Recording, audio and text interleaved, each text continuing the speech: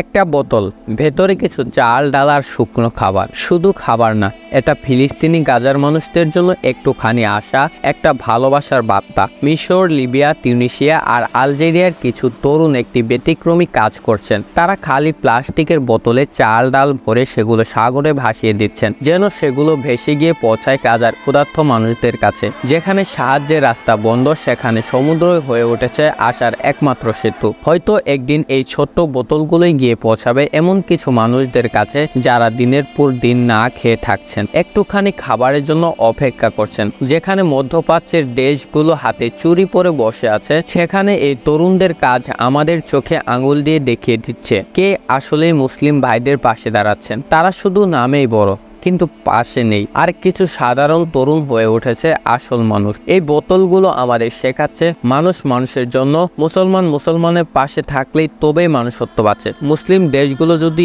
একত্র হয়ে ইহুদিবাদী দেশগুলোর বিরুদ্ধে দাঁড়ায় বা পশ্চিমা দেশগুলোর বিরুদ্ধে দাঁড়ায়, তবেই ফিলিস্তিন জায়নবাদী থেকে মুক্তি পাবে।